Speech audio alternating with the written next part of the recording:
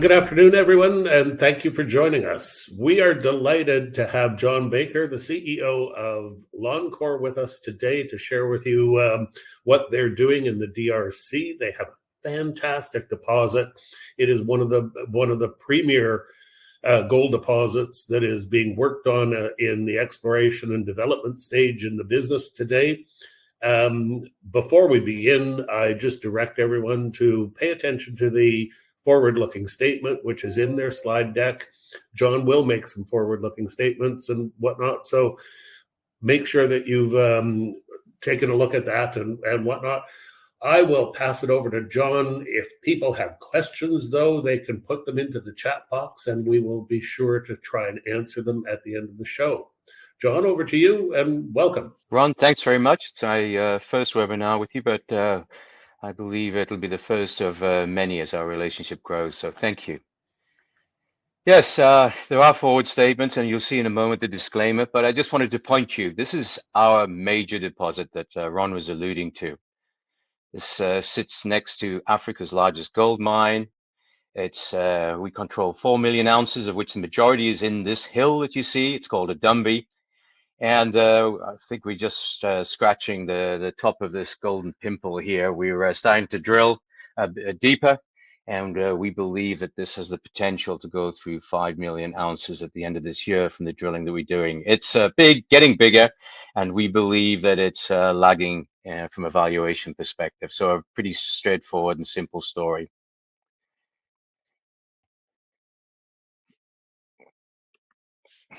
There's the cautionary notes we touched on. So why Loncor? I think I've touched on a few of those things. The ongoing drilling, pushing the 5 million ounces, and we're lagging our peer group. But let's move on to where we operate. I said we operate in relative close proximity to Africa's largest gold mine, and people will be surprised that that sits in the Democratic Republic of Congo. The largest gold mine, the sixth largest gold mine in the world, is Kibali, managed by Barrick, and 220 kilometers from us. The DRC, we can discuss the politics perhaps afterwards, what's going on there. I'm sure there'll be some questions on that. But just on the ground, things have really been happening in the mining world. And you'll see the production royalty is bottom quartile. Government equity at 10% is a very respectable figure when you see what's happening in places like Mali. Corporation tax, again, is in line, 30%. But it's really been flying as well from a GDP point of view. 23 figures was the highest GDP in sub-Saharan Africa. And the reason for the growth in GDP is the top slide. That is the growth in copper. This is what has actually happened in the DRC over the last decade. You'll see it's gone from 800,000 tons of copper to over 2.8 million tons, which makes it the second largest global copper producer, edging ahead of Peru. And as I say, that is what's happened. At the same time, getting things done in the DRC, people question, how do you get things done? Well, you get things done relatively quickly, 14 years from discovery to mining. One of the key projects in that copper, of course, is down the south, a project called Kamoa-Kakula. Robert Friedland put it together. The Chinese have been developing it. And for anyone that follows it, this is now, I'm not sure, the current market cap is probably $17 billion, that sort of size company. And it has grown and grown and grown into one of the largest copper producers in the world. And I think every time it's grown, it's been ahead of schedule. Again, showing what can be achieved. And Kipushi there, the zinc, is the next project in Robert's Friedland stable coming through. You'll be hearing more and more. But we're up there in the top left, and you'll see Kibali, that large gold mine that I mentioned, 220 kilometers from us. But it's Loncor's Adumbi, the red star, is where we are. So just concentrating on I call it our neighbor. We are in a mining jurisdiction, and this is a stunning mine with all-in costs in 2024 were just over $1,100 an ounce, all in, the second lowest of all of Barrick's gold mines. So people think you're in the middle of nowhere, and how can you do this cheaply? Well, there you are, Barrick's doing it. And the reason they're keeping costs down, it's highly mechanized, and they're spinning out some of the mechanization to some of their other mines. It's also got hydro schemes around the mine. You'll see a picture of one there. They have 3 schemes. We can also do that. We've already had experts on the ground around our project. We have the same potential capability for hydro, and we've started that investigation already. And then the final reason I'd suggest, or major reason that costs are low, is because of the grade of the project at Kibali. Last year's production you see there, just under 700,000 ounces. Open pit grade, just under 1.5 grams a ton, underground over 5 grams a ton. And so grade, as well as those other things, mean you've got an all-in cost of just over $1,100 an ounce. So it's a joint venture between Barrick and AngloGold, 45% each, but as I mentioned earlier, Barrick control this operation and talk about it quarter after quarter as a real success story. So focusing on that project I showed you right up front, the picture of the front, this is what we did from 2020 until the end of 21. We drilled 2020, 21, and we took the resource from 1.36 million ounces. Nobody was interested in that figure then. The market was obviously much more depressed. We drilled through COVID, and we came out with resources of 3.66 million ounces, fairly evenly split between inferred and indicated, with a 95% conversion of the inferred into indicated within the pit shell of Adumbi. So cheap ounces to find at $6 an ounce.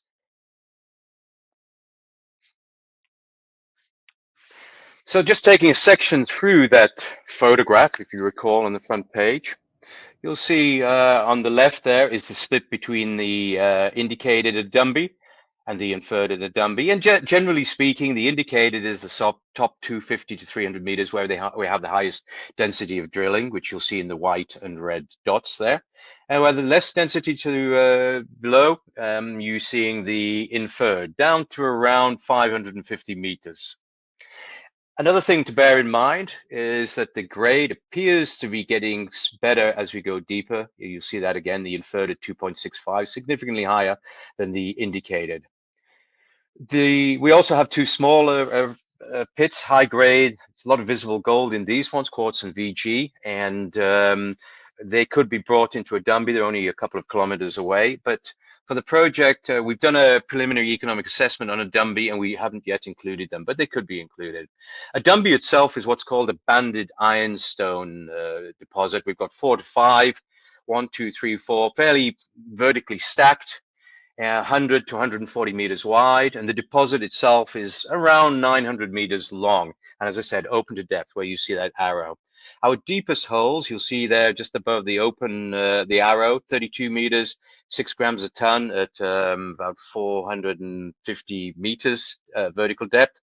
And again, around it, you'll see similar grades. And the reason that's significant is because, if you recall, Kibali's mining underground at 5.2. So if we continue with our drilling and we continue to find widths and grades like that, it's really giving us extreme encouragement that we have the potential to move underground with this.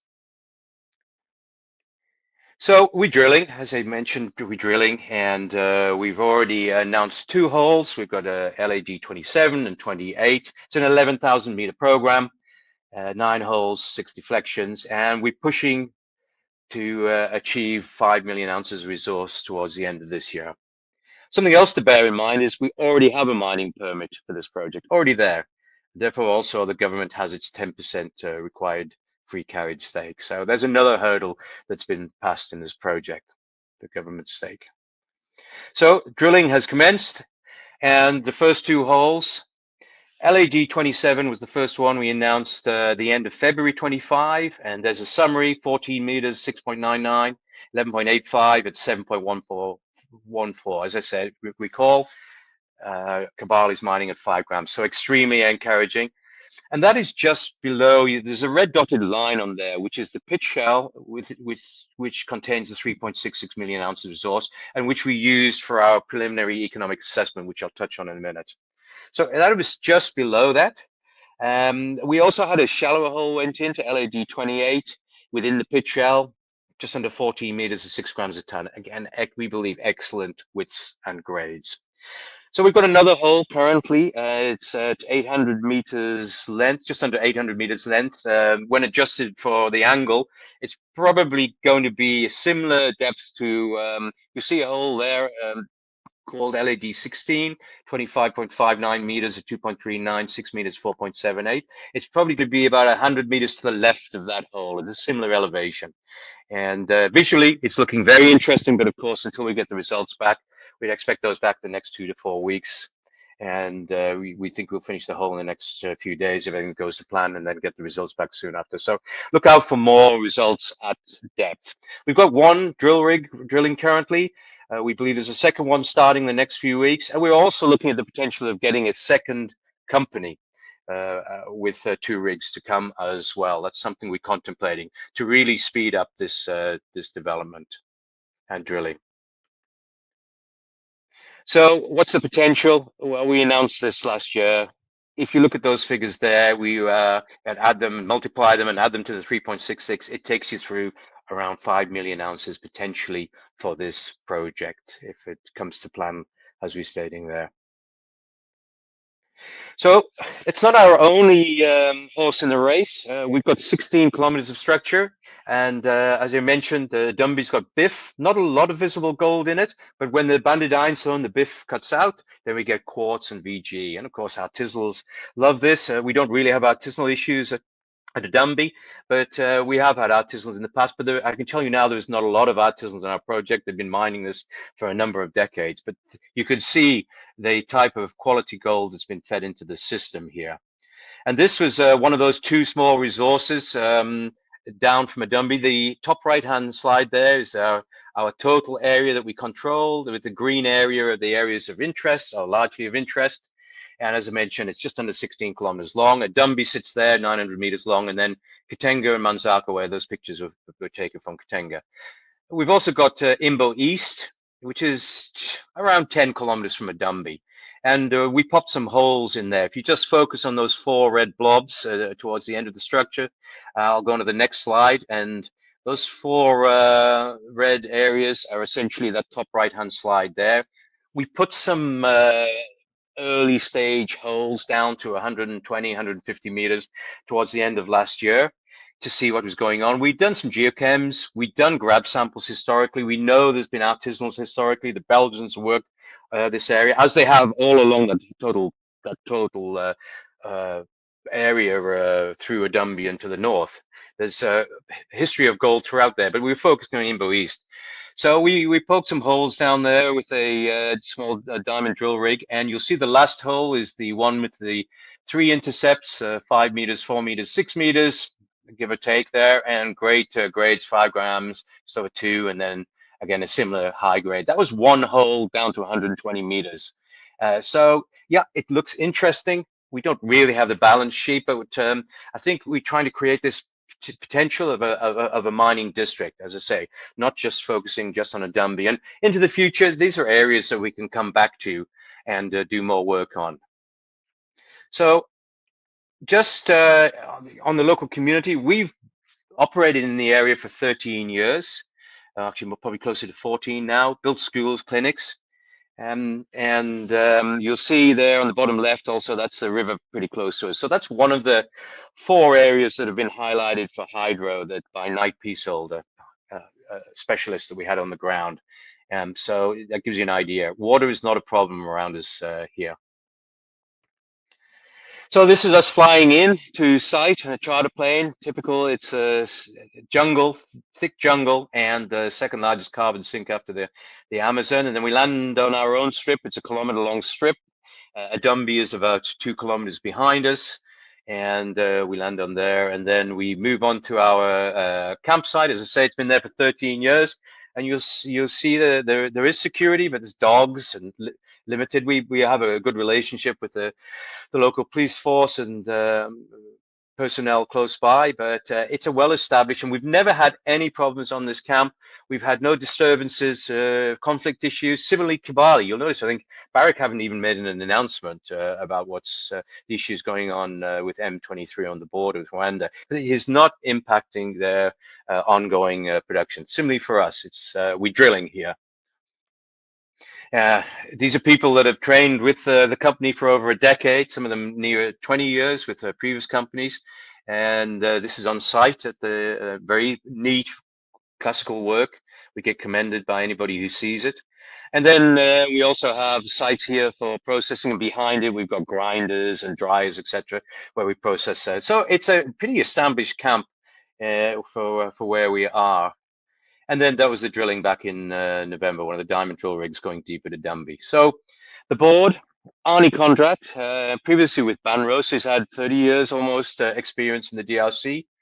And similarly, Peter Cowley, he's our president and used to head up exploration for Ashanti. He did a lot of work in Tanzania and, for example, Gator, which is very similar. It's just very similar geology. It's split by the Rift Valley. And so he knows banded ironstones very well and has found over 30 million ounces of in banded ironstones. And myself, I was with RBC as an equity analyst. I was MD there for 7 years, headed up the global gold, but also looked at Africa and diamonds and platinums as well. So sort of kicked the tires and then moved out of RBC and I joined Southern Era and Guinea Gold. Both of them were taken out subsequently. So that's the key people. Obviously, the board, we like to have a spread. We've got lawyers. We've got a Chinese-speaking guy there too. It helps because 70% of the minerals in the DRC is going out to China. So we sold an asset just over a year ago for 10 million US, and Phil Shen Zenkren helped us a lot there in the negotiations. So we've really had a decent run since October. We knew we had news coming out with the drilling, and we had a bit of cash. And so we made this concerted decision. We're going to start marketing. I went around Europe, did the old centers in Europe, and had very good attendances, exceptional questions, questions I hadn't heard for a decade or so. And that sort of kicked things off. But we also had a newsletter writer, Garrett Gogan, in the US. It's Golden Portfolio is the name. He picked us up too. So we started to see some interest in the story. As I said, it's a simple story. And then I went to Dubai 1-to-1 and London, a similar event. And then Cape Town, I was in Vancouver, the Roundup presenting. And we've just seen the interest. And then for the first time in a long time, we had a booth at PDAC and we were inundated by meetings and had videos to do. So we've really seen an increase. And now I'm getting inquiries from people who are asking me instead of us having to go out on the road and ask people.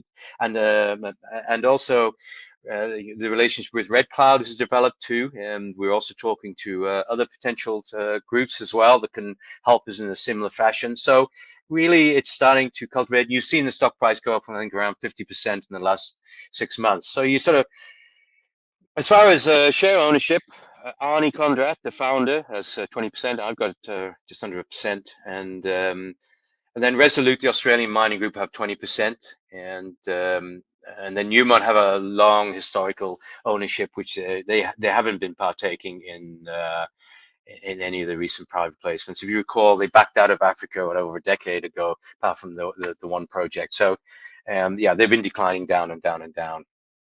We have cash sitting. Well, what's happening currently is we've got warrants at 60 cents. So we're trading, I think, 62, 63 cents.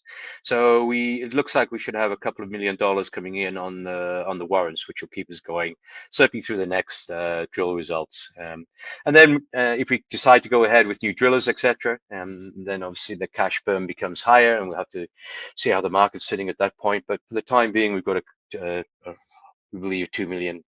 That sort of quantity coming in the if the share price stays where it is now. This was the PEA we did on the 3.66 million ounces that I spoke about in the pit shell.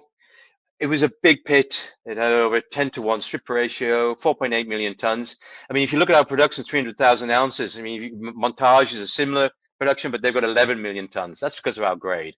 Phenomenal grade. Just under 2.2 grams a ton is a suggested feed grade, so phenomenal. And using those parameters, you see the capex at 392, and it's December 21, so you say, hey, it's out of date. But again, if I recall, and anyone can correct me if I'm wrong, but I think the montage on the BFS is suggesting there 11 million ton was around $700 million. So our 392 there, I feel like we were very conservative at the time, 20% contingency. So I don't think we're crazily out of the ballpark. And to be honest, given the cash costs we expect, it's not that sensitive, things like capex. So and our market cap, well, around $65 million currently. And our valuation in our MPV using a 5% discount, well, at $18.40 an ounce, after tax, $1 billion. Nice, easy. And we have 85% of the government's got 10. So 85% of that, 850 mil.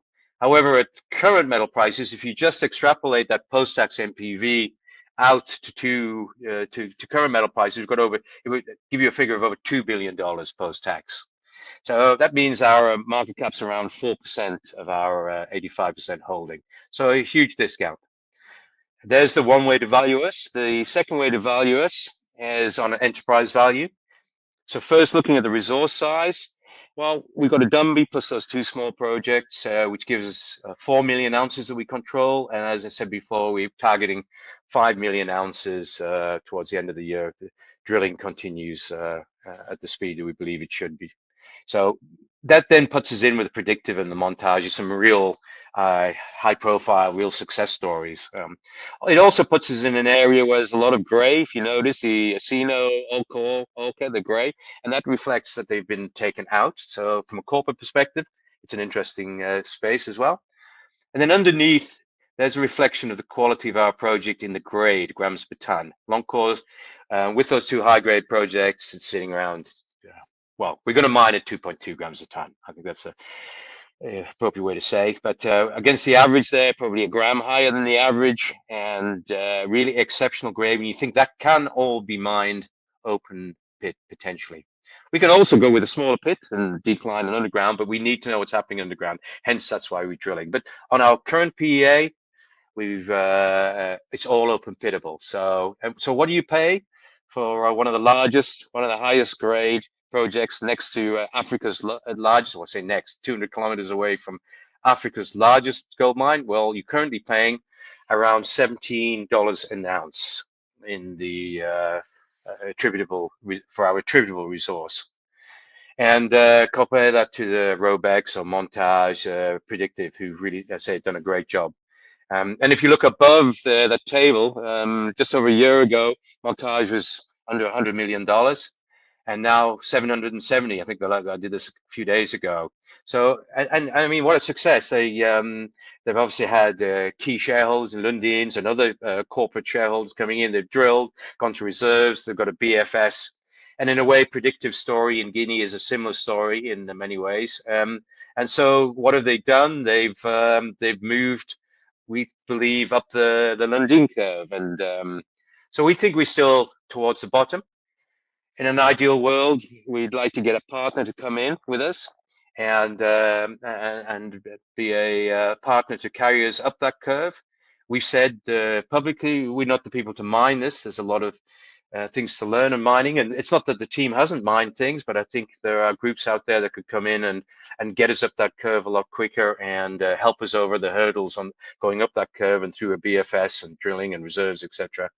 Pretty rapidly. So we continue to be in discussions with groups, and that would be my ideal, because then it allows shareholders to see a release of value as Montage. As I say, what a wonderful model for us to follow. So that's where we want to go. And just for those who still think, oh, we're trading 63 cents, I wish I bought at 30 cents. I just want to highlight a couple of parameters to bear in mind. I mentioned the NPV, and the current metals prices were about 4% of the attributable PEA value. So that's a pretty impressive figure. As far as versus Kibali, their current operating profit margin is around $1,900, probably $2,000 now, an ounce, and we're trading at $17 an ounce. Same age resource, high grade, similar vicinity, so huge optionality versus the what's happening at Kibali in their project mine. Another way would be Endeavour Mining. They say that they discover gold resources. So they go out, drill, get the geos out, and they discover gold in the ground resources for just below $25 an ounce. We're valued. We don't discover, we're discovering at about $6. We've valued in the market at $17 an ounce for arguably some of the highest quality ounces out there, if you look at our chart earlier on. So again, that's suggesting that something is not quite right in the equation. And then just to remind you too that we believe we're homing in on that 5 million ounce resource tier 1 category, which creates an interesting size for corporate eyes. And then I just want to leave you with a final thought. As I've said numerous times, Kibali is our neighbor, and Mark Bristow talks about it regularly. This is what he said in November 24 about, and really, I think, a reflection of what a cash cow it is for them. Perception brings a lot of prejudice in emerging markets. Of course, we're seeing that now. And when we acquired Motor Mines to build Kibali, there was lots of apprehension about whether it was doable, and Kibali has been a fantastic investment. We brought in AngloGold Ashanti, that's the joint venture partner, just to share the risk. But I think there's nobody in our register who would argue against the fact that maybe we should have done the whole lot. So let me leave that with you, just a reflection of the quality of what we have and what is possible in the areas that we operate. And that is the end of my presentation. John, thank you very much for a very thorough presentation. Really quite an interesting project. I think it's clear to everyone that you've got some great upside available to you. A couple of the questions that have come in from our listeners, though, is at what point do you feel that you can get a pre-feasibility study? How far along are you towards getting a pre-feasibility study done? Well, we're currently focusing on that 5 million ounces. As you say, we'll be drilling perhaps even more aggressively the rest of this year. And that will give us more inferred ounces. We do have indicated. So if we proved up something through a PFS or a BFS, we could turn those to reserves and use that. But I think talking with Peter Cowley, he wants to put a few more holes in. Down sort of 300 meters, 350, just fill a few gaps in our just below where our indicated resources are now, and do a bit more drilling, and then do a BFS. But the current timeline is drill below 5, and then look at and get an indication of what we have for potential of underground, and then potentially do a bit more drilling to get a little bit much more indicated, and then look at a BFS. So look, if we've got a partner in, and again, complete speculation, it's not something that's on the table now, but we're here just to look at the angles. If we've got a partner in, say they came in for 9.99 or a larger figure, and we got an injection of cash, and they had the expertise, we could perhaps use that money to aggressively push the BFS while still drilling the 5 million. So that is a possibility, and those are the sort of things we are really sticking in our mind. That would be my plan A if we could achieve it, because that then opens so many avenues to release value to shareholders. I think as you alluding to in a way, it gives us a very clear path. We can start to put a couple of new slides in our presentation showing drilling, BFS, and production, and a real clear timeline. So I would like to do that, but as it stands at present, I think we're searching for a partner to come along and help us to do that. So we'll focus on 5 million ounces in the current plan. Understood. One of the other questions that we've got is what's the approximate drill spacing of indicated versus inferred? Yeah, look, we're looking at around 70 to 80 meters versus 110, 120 meters. So those are the two categories, yeah. And that would suggest to me that continuity is quite good. Very good. In fact, we had, you'll see that Resolute are a 20% shareholder, and when we have an announcement, obviously we talk to them about it, and they remodeled our one of our resources, actually the last resource upgrade. And I got the comment just recently, actually talking to their head geo. He said that the geostatistician felt that the continuity was the best of any project that they'd modeled. So I haven't got that in writing. I'm just handing it on. But so they seem to think that, and we certainly believe that too. Maybe I missed it, and I'm sorry. Maybe you could recap what is your anticipated recovery on gold? Yeah, we're looking at just under 90%. Yeah, and it's obviously a slight variation between oxide and transitional and underground, but overall it's around 89%. And is a reasonable amount of that come out in gravity? Yeah, I think if I recall, it's just under a third. I have to check that, but I think it's just under a third on gravity. Yeah. Another question that came in was how much does it cost per meter to drill in where you are?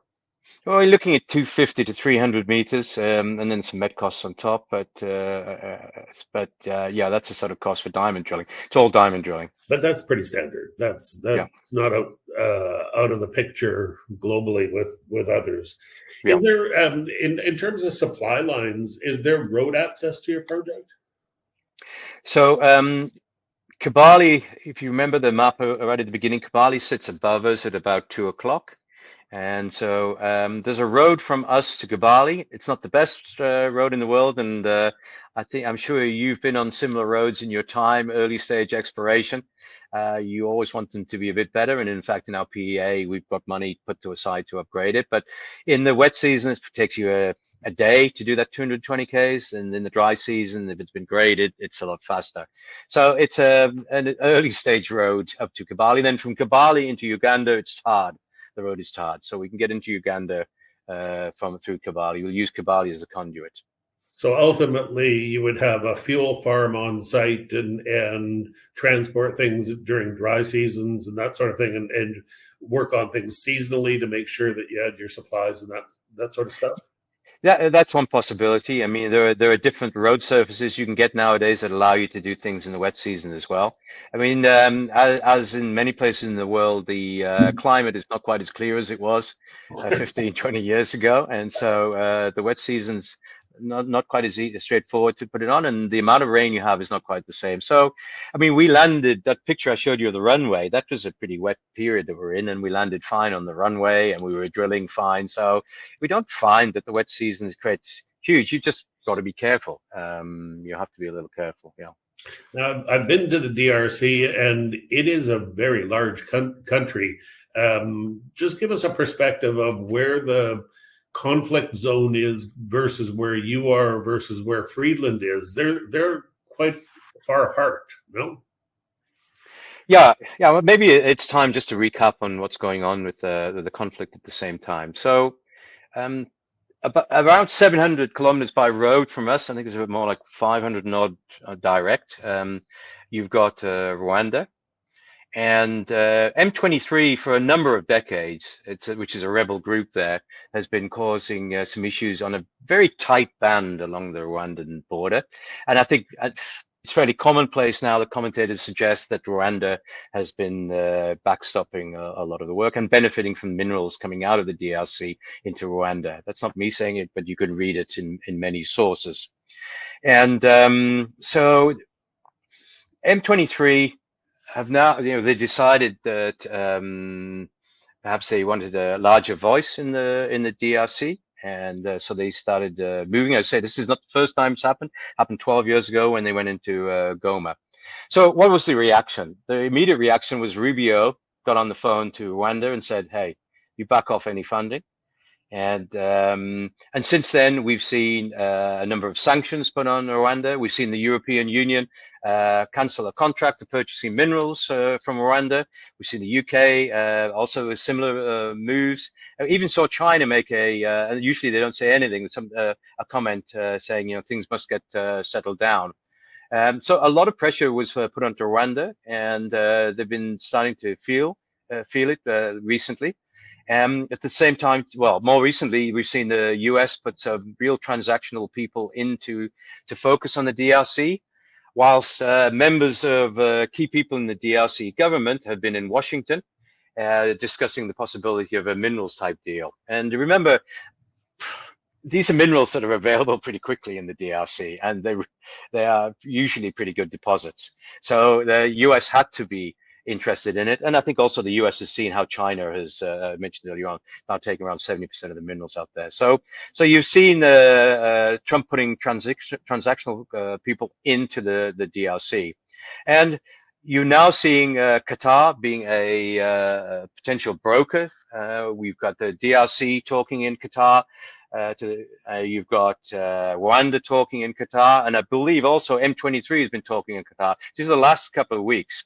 And again, at the same time as these, I'd say, positive elements are starting, M23 suggesting it's going to back off a little bit.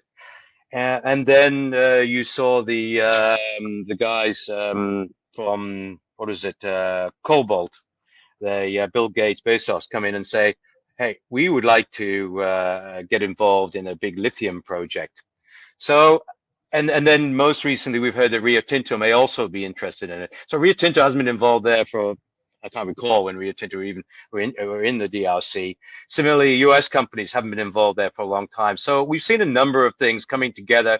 The pressure on Rwanda is undoubtedly telling. They're coming around the table now. M23 is showing signs of backing off, and the US and other multinational companies are coming in rather than running away.